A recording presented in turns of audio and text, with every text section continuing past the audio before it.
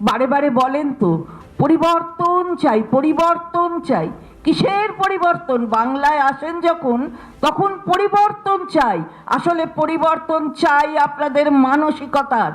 আপনাদের এই যে শুধুমাত্র ব্যবহার করা মানুষকে নিজেদের ক্ষুদ্র স্বার্থ চরিতার্থ করতে, তার পরিবর্তন চাই।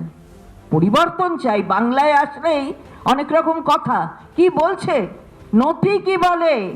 আমরা বলি না, নথি বলছে যে আজকে একেবারে ধর্ষণের স্বর্গরাজ্য হয়ে গেছে আমাদের রাজধানী। তার সাথে সাথে যেটা হয়েছে, শুধুমাত্র রাজধানীতেই তো সীমিত নয়। কেন্দ্র যে শাসিত হচ্ছে যার যে দলের দ্বারা, সেই দল যেখানে যেখানে শাসন করছে সেদিকে একটু তাকিয়ে দেখতে হবে 2022-এর একটি রিপোর্ট, আমাদের নয়, মোটেই নয়, এনসিআরবি রিপোর্ট। কি বলছে এনসিআরবি রিপোর্ট? রিপোর্ট বলছে কলকাতায় সবচেয়ে lowest crime record. Safest city যদি বলতে হয় তাহলে কলকাতাকে বলতে হবে। আর তার সাথে সাথে আমরা যদি দেখি যে সবচেয়ে বেশি কোথায় কেস রেজিস্টার্ড হয়েছে, সবচেয়ে বৃহৎ রাজ্য উত্তরপ্রদেশ। উফ, কি ভালো জানো সেই রাজ্য। সেখানে রেজিস্টার্ড হয়েছে 65,743টি কেস।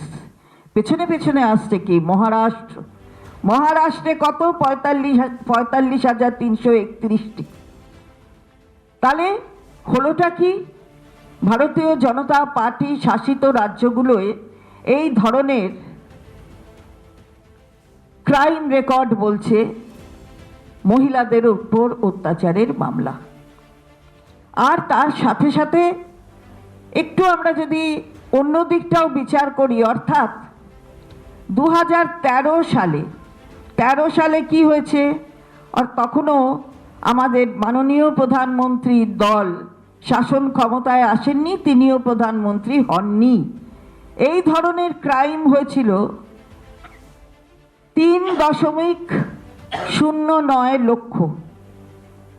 3.09 লক্ষ। আর সেটা বেড়ে দাঁড়িয়েছে 2022-এ 4.45 লক্ষ।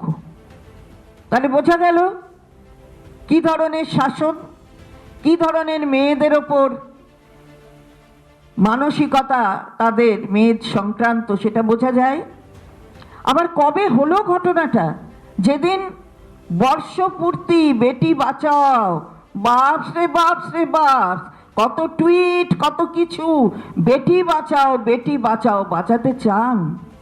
যদি বাঁচাতে চাইতেন তাহলে তো এই শিশুটির এই অবস্থা হতো না। আমরা তাই বারবার বলছি, ধিক্কার জানাই আপনাদের, জবাবদিহি চাই। হলো কি করে? কি করে হলো? রাজধানীতে এই ধরনের ঘটনা জবাব দেবেন না?